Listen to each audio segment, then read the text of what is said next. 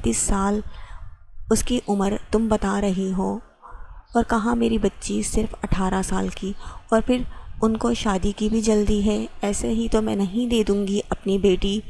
بے شک وہ کماتا اچھا ہے، لیکن ایسی کمائی کا کیا فائدہ کہ جوڑ ہی نہ بنے۔ دیکھو رخسانہ، پیسہ ہر عیب ڈھانپ دیتا ہے۔ اس کے پاس پیسہ ہے، عمر زیادہ ہے تو کیا، لوگ اپنی 10 سال کی بچیاں بھی خوشی خوشی دینے پر تیار ہوں گے کہ اس کی کمائی اچھی ہے، باہر کماتا ہے، تیری بیٹی کو بھی باہر لے جائے گا۔ لوگ تو ایسے رشتوں کے لیے ترستے ہیں، دعاؤں میں مانگتے ہیں ایسے رشتے، اور تیرے گھر کی دہلیز پر ایسے رشتے آ رہے ہیں تو نخرے کر رہی ہے۔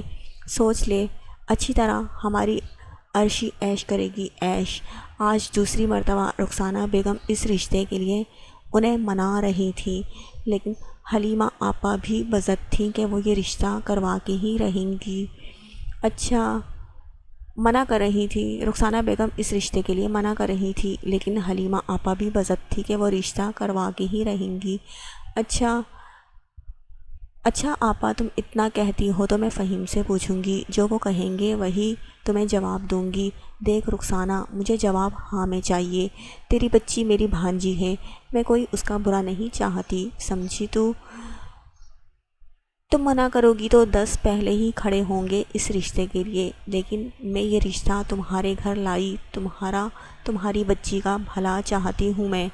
یہاں تیری بچی رہے گی تو اسے کیا ملے گا؟ وہی سوکھے ٹکڑے، وہی روکھی سوکھی زندگی، جس میں نہ کوئی خوشیاں نہ کچھ، صرف محرومیاں۔ جبکہ بلال سے شادی کر کے اس کی زندگی سنور جائے گی، وہ مہنگی گاڑیوں میں گھومے گی، اچھے پکوان، اچھی خوراک ملے گی تو اس کی صحت بھی خوب بنے گی، اچھے گھروں میں رہے گی، اچھی محفلوں میں شرکت کرے گی۔ تو خود سوچ حلیمہ آپا رخسانہ بیگم کو سہانے خواب دکھاتی جا چکی تھی۔ اب رخسانہ بیگم بھی سوچ میں پڑ چکی تھی۔ ہر عورت کی یہی خواہش ہوتی ہے کہ اس کے بچے عیش میں زندگی گزاریں، ہر آسائش انہیں میسر ہو، ان کی بیٹیوں کا اچھا نصیب ہو، ان کی بیٹیاں اپنے گھروں میں راج کرتی ہوں۔ وہ بھی سوچ میں پڑ گئی تھی، صرف ایک عمر کا فرق کی وجہ سے وہ اس رشتے سے منع کر رہی تھی، لیکن اب انہیں اس رشتے میں کوئی برائی نظر نہیں آ رہی تھی۔ وہ ابو کا بے صبری سے انتظار کرنے لگی۔ رات فہیم صاحب آئے تو انہیں شمائلہ نے کھانا دیا۔ کھانا کھا کے چائے پی کے وہ آرام کے لیے جب لیٹے تو رخسانہ بیگم حلیمہ خاتون کا رشتہ ان کے سامنے پیش کرنے لگی۔ وہ سن کے فوراً سے منع کر گئے۔ دیکھو رخسانہ، میری بیٹیاں مجھ پر بوجھ نہیں ہیں، اللہ تعالیٰ اچھے رشتے دے گا۔ جس نے بیٹیاں دی ہیں وہی ان کا رزق کا بھی انتظام کرے گا، اور اچھے رشتے بھی وہی دے گا۔ تم دل چھوٹا نہیں کرو، ابھی ہماری بچی کی عمر ہی کیا ہے، 18ویں سال میں لگی ہے، ابھی تو اس نے میٹرک کے پیپر دیے ہیں۔ تمہیں اتنی جلدی کیا ہے اسے بیانے کی؟ فہیم صاحب، آپ سمجھ نہیں رہے، اچھے رشتے بار بار نہیں آتے۔ مجھے اس رشتے میں کوئی نقص نظر نہیں آ رہا ہے۔ آپ خود دیکھیں، آپ کے اور میرے بیچ بھی تو 8 سال کا فرق ہے۔ ہم دونوں خوشگوار زندگی نہیں گزار رہے کیا؟ اور دیکھیں، یہ اچھا کھاتا پیتا کماؤ پوت لڑکا ہے، ہماری لڑکی راج کرے گی، آگے پیچھے کوئی نہیں ہوگا، وہ اسے باہر لے جائے گا، وہیں رکھے گا۔ جو محرومیاں اسے یہاں مل رہی ہیں وہ اسے اپنے گھر میں میسر نہیں ہوں گی۔ آپ خود سوچیں، سوائے عمر کے اس رشتے میں کوئی نقص نہیں ہے، شکل صورت کا بھی اچھا ہے۔ لوگ ایسے رشتوں کا انتظار کرتے ہیں، ایسے رشتوں کے لیے لائن میں کھڑے رہتے ہیں۔ ہم منع کریں گے، کوئی اور حامی بھر دے گا۔ وہ فہیم صاحب کو بھی سوچ میں ڈال گئی تھی۔ فہیم صاحب بھی یہی چاہتے تھے کہ ان کی بیٹی کی شادی جہاں بھی ہو، ان کی بیٹی خوشحال زندگی گزارے۔ شمائلہ کو جب خبر ہوئی کہ اس کی شادی کی باتیں گھر میں کی جا رہی ہیں تو وہ امی کے پاس پہنچی۔ امی پلیز، میں ابھی شادی نہیں کرنا چاہتی، دیکھیں میں ابھی اپنی تعلیم مکمل کرنا چاہتی ہوں، میری عمر ہی کیا ہے جو آپ کو میری شادی کی فکر ہو رہی ہے، آپ اس رشتے سے منع کر دیں۔ شمائلہ دیکھو، میری بات کان کھول کر سنو، دیکھو بیٹا، ہمارا کوئی بیٹا نہیں ہے، صرف 3 بیٹیاں ہیں، اور تمہارے بابا کی ایک چھوٹی سی کریانہ کی دکان ہے جس میں اتنی آمدنی ہوتی ہے کہ گزر بسر صحیح ہو سکے۔ یہ رشتہ اچھا ہے، مجھے اور تمہارے بابا کو سمجھ میں آ رہا ہے، لڑکیوں کی ایک نہ ایک دن تو شادی ہونی ہوتی ہے، تو تمہاری ہو جائے گی تو کوئی حرج نہیں ہے۔ جہاں تک تعلیم کی بات ہے، تم اپنے شوہر کے گھر میں بھی تعلیم مکمل کر سکتی ہو، میں اس سے خود بات کروں گی۔ اب ہم تمہارے فرض سے فارغ ہوں گے تو ہم تمہاری چھوٹی بہنوں کے بارے میں بھی سوچیں گے، اور اچھے رشتے بار بار نہیں آتے۔ ماں باپ تو اولاد کو خوشحال دیکھنا چاہتے ہیں۔ اب تمہارے ماں باپ بوڑھے ہو رہے ہیں، کچھ ان کا خیال کرو۔ وہ جو ابھی شادی نہیں کرنا چاہتی تھی، اپنی امی کی بات سنتی خاموش ہو گئی تھی، اور یہ سچ بھی تھا۔ اب اس کے ماں باپ بوڑھے ہو رہے تھے اور ان کا کوئی بھائی نہیں تھا۔ ان کے ماں باپ ان بیٹیوں کا بوجھ کیسے اٹھاتے، اور کچھ اس کے بابا بھی بیمار رہنے لگے تھے، وہ ہارٹ پیشنٹ تھے۔ وہ یہ سب باتیں سوچتی اپنی امی کی باتوں پر سر جھکا گئی تھی۔ تیسرے دن دوبارہ حلیمہ آپا رخسانہ بیگم کے سامنے بیٹھی جواب مانگ رہی تھی۔ اس مرتبہ رخسانہ بیگم منع نہیں کر سکی تھی۔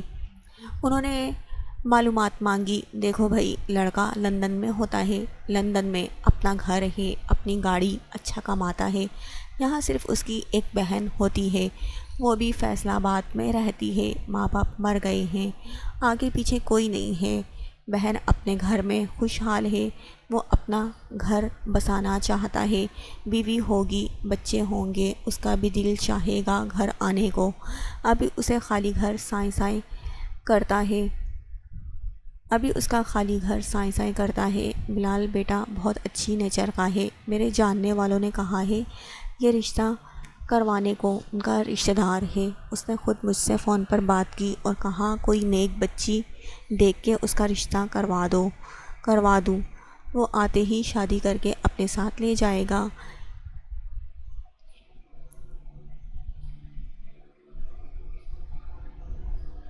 تمہاری بچی کی اچھی جگہ شادی ہوگی تو قدرتی طور پر دو بچیوں کی بھی اچھی جگہ رشتے ہو جائیں گے، اور اگر ایک کا صحیح رشتہ نہیں ہوا تو دوسرے اچھے رشتے کہاں سے تمہارے گھر آئیں گے؟ ہاں کہتی تو تم صحیح ہو حلیمہ آپا، ٹھیک ہے بلوا لو لڑکے کو، تصویر تو دکھا دو۔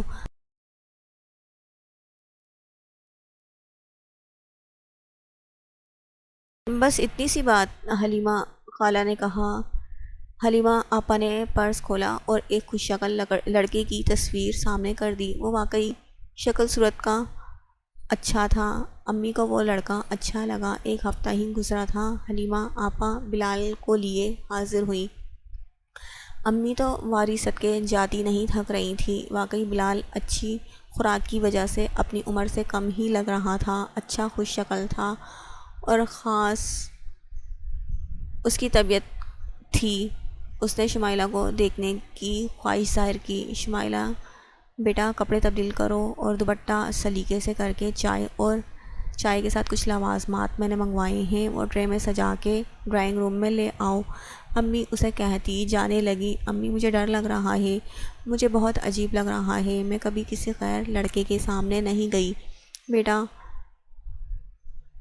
پہلے تو وہ غیر ہی ہے، نکاح کے بعد ہی وہ تمہارا شوہر ہو جائے گا، تم فکر کیوں کرتی ہو؟ تمہارے ماں باپ ہے نا، یہ سب دنیا داری کے لیے کرنا پڑتا ہے۔ شمائلہ لیمن کلر کا ہلکے سے دھاگوں کا کام کا ڈریس پہنتی، ہلکی سی لپسٹک لبوں پہ لگاتی، چائے کی لوازمات ٹرے میں سجائی، ڈرائنگ روم میں انٹر ہوئی۔ وہاں سب کی نظریں شمائلہ کی طرف اٹھی۔ ایک پل کے لیے تو بلال اس سے نظریں ہٹانا بھول گیا۔ وہ واقعی معصوم سی بہت پیاری لگ رہی تھی۔ بلال کو شمائلہ بہت پسند آئی تھی۔ اس کے ابو بھی آ گئے تھے، انہوں نے بھی بلال کو دیکھا، انہیں بھی وہ لڑکا پسند آیا۔ کچھ دنوں بعد چھوٹی سی رسم کر دی گئی۔ بلال نے رنگ شمائلہ کو پہنائی تھی اور بہت سارے تحفے تحائف ان بہنوں کے لیے لایا تھا۔ ماں باپ کے لیے بھی گفٹ لے کر آیا تھا۔ بلال سے سب بہت خوش تھے۔ اب اکثر بلال گھر میں آنے لگا اور شمائلہ سے بھی اس کی ملاقاتیں ہونے لگیں۔ شمائلہ کی بہنیں بلال کو بھائی کی حیثیت سے بہت پسند کرتی تھیں، اور بلال بھی انہیں اپنی بہنیں کہتا تھا۔ سائرہ اور صبا کے لیے وہ اکثر کبھی کچھ کھانے کے لیے تو اکثر کبھی کچھ گفٹ ضرور لاتا۔ بلال کو آئے 10 دن ہو گئے تھے اور وہ 1 مہینے کی چھٹی آیا تھا۔ اس مہینے میں وہ شادی کر کے جانے کا ارادہ رکھتا تھا۔ اس نے امی کو 2 لاکھ روپے دیے کہ تیاری شادی کی جائے وہ شمائلہ کو ساتھ ہی لے کر جائے گا۔ اب اکثر بلال ابو کے جاتے ہی آ جاتا تھا اور امی سے فرمائش کرنے لگا، اگر آپ کی اجازت ہو تو میں شمائلہ کو کیا تھوڑی دیر کے لیے باہر لے جاؤں؟ امی جو کہ اس رشتے کو بہت اچھا رشتہ سمجھتی تھیں، وہ بلال کو ناراض نہیں کرنا چاہتی تھیں۔ بنا نکاح کے بھی وہ شمائلہ کو بھیجنے کے لیے تیار ہو گئی تھیں۔ امی آپ مجھے بنا نکاح کے کیوں بھیج رہی ہیں؟ بلال کے ساتھ ابھی ہمارا نکاح نہیں ہوا، ابو اگر آ گئے تو ابو بہت ناراض ہوں گے۔ شمائلہ بہت فکر مند تھی۔ ارے بیٹا یہ سب تو چلتا ہی ہے، آج کل کے زمانے میں بنا نکاح کے بھی لڑکا لڑکی ملتے ہیں، اور ویسے بھی وہ کوئی غیر تھوڑی ہے، کچھ دنوں کی بات ہے تم دونوں کا نکاح ہو جائے گا، پھر وہ تمہارا شوہر ہے، تم فکر کیوں کرتی ہو؟ اور میں بلال کو سمجھا دوں گی، وہ 1-1.5 گھنٹے میں تمہیں لے آئے گا، ڈرنے کی ضرورت نہیں۔ اور وہ کیا کہتے ہیں آج کل کے زمانے میں دونوں لڑکا لڑکی میں انڈرسٹینڈنگ ہونا ضروری ہے، تو اچھا ہے ملو گے تم دونوں تو انڈرسٹینڈنگ ہوگی، آگے کی زندگی آسان ہوگی۔ یہ سب چلتا رہتا ہے، جاؤ عیش کرو، انجوائے کرو۔ بلال نے یہاں آ کے رینٹ پہ کار لی ہوئی تھی، وہ اسے اپنے ساتھ لے کے ریسٹورنٹ آیا تھا۔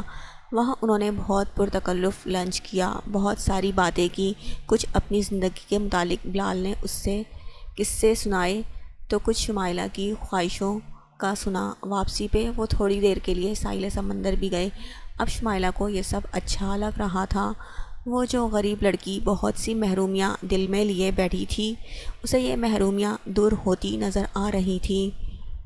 بلال کی صورت میں 2-3 گھنٹے گزار کے وہ گھر لوٹ آئی تو واپسی پہ بلال نے بہنوں کے لیے اور امی کے لیے کھانا آرڈر کیا۔ شمائلہ جب بہنوں اور امی کے لیے کھانا لے کر آئی تو صبا اور سائرہ بے انتہا خوش ہوئی۔ خوش تو امی بھی تھی، لیکن بلال کو کہہ رہی تھی، بیٹا ان سب کی کیا ضرورت تھی، بس تم دونوں خوش، ہمیں اور کچھ نہیں چاہیے ہے۔ امی نے پورے دن کی روادات شمائلہ سے سنی اور مطمئن ہو گئیں کہ ان کا فیصلہ صحیح ہے۔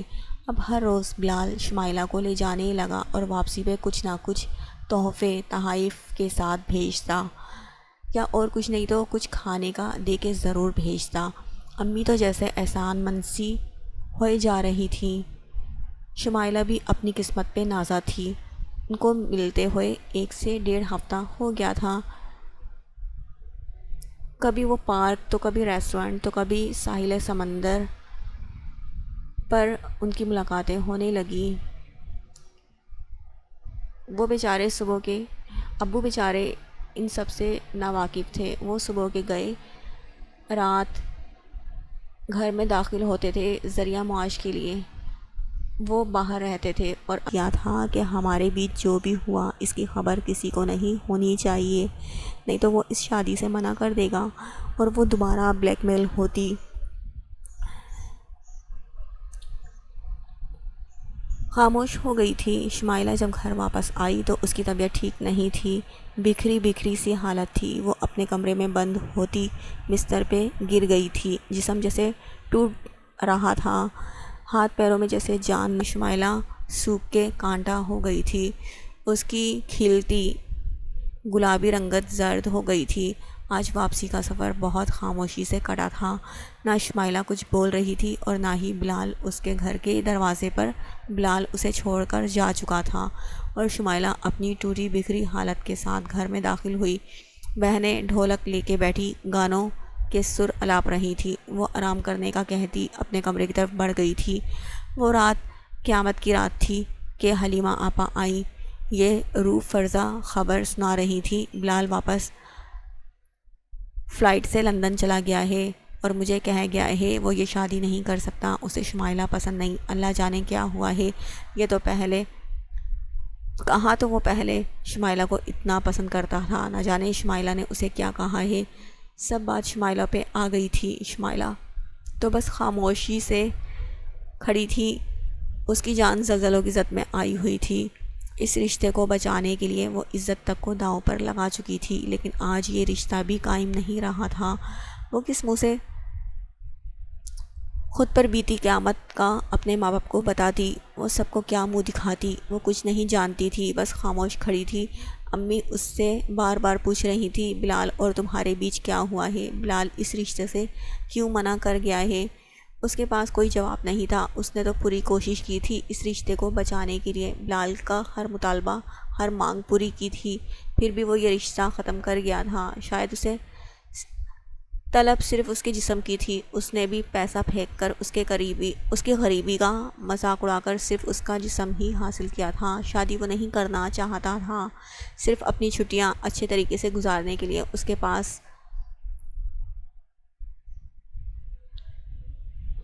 کے پاس پیسہ تھا، اس نے پیسے کا استعمال کیا اور اپنا دل شمائلہ کی کم عمری اور معصومیت سے بہلایا تھا۔ بعد میں بنا شادی کیے اسے سب کے سامنے جواب طلب ہونے کے لیے چھوڑ گیا تھا۔ وہ بلک بلک کر رو رہی تھی، اسے سمجھ نہیں آ رہا تھا وہ خود پہ ہوئی قیامت کا ذکر کیسے کرے، وہ اپنے ماں باپ کو کیسے بتائے کہ اس پہ کیا بیتی ہے۔ وقت کا کام ہے گزرنا، وقت گزرتا گیا۔ اب شمائلہ کی طبیعت گری رہتی تھی، اکثر اسے چکر آتے رہتے تھے۔ امی بھی چپ ہو کے رہ گئی تھی۔ امی اب بھی شمائلہ پہ بیتی قیامت کو نہیں جانتی تھی، وہ صرف یہ سمجھتی تھی کہ اچھا رشتہ ختم ہو گیا ہے۔ آج جب امی اس کے کمرے میں آئیں تو وہ بے ہوش پڑی تھی۔ امی فوراً رکشہ کرتی اسے ہاسپٹل لے آئی تھی۔ ڈاکٹر نے چیک اپ کیا اور ارلی پریگننسی کا بتایا۔ امی پہ تو آسمان ہی ٹوٹ پڑا تھا۔ امی حیران پھٹی پھٹی نظروں سے شمائلہ کو دیکھ رہی تھی۔ شمائلہ کے آنسو مستقل بہہ رہے تھے۔ آج امی گھر آئی، اس سے تمام تفصیل پوچھی اور وہ تمام تفصیل امی کو بتانے لگی۔ امی کے بھی آنسو جاری ہو گئے تھے۔ امی نے کیسے کسی غیر شخص کو بنا نکاح کے اپنی بیٹی سونپ دی تھی۔ وہ اپنی کم عقلی پر ماتم کرنے لگی۔ نکاح ہونا تھا، نکاح ہوا تو نہیں تھا، تو انہوں نے کیسے ایک نامحرم سے اسے اکیلے ملنے کی اجازت دی تھی، کیسے کسی اجنبی پر بھروسہ کر لیا تھا۔ آج وہ ان کی بیٹی ان کی وجہ سے برباد تھی، وہ سب کو کیا منہ دکھاتی، وہ اپنا غم کسی کو بتا نہیں سکتی تھی۔ اللہ نے ان کا پردہ رکھ لیا اور 1.5 ماہ بعد شمائلہ کے گرنے سے اس کا حمل ضائع ہو گیا اور یہ بات کسی کو معلوم نہیں ہو سکی۔ لیکن آگے کوئی نہیں جانتا تھا جب شمائلہ کی شادی کا وقت آئے گا تو کیا حالات ہوں گے۔ The end. ریڈرز، ہم اتنی اچھی سٹوریز لاتے ہیں حقیقت پر مبنی۔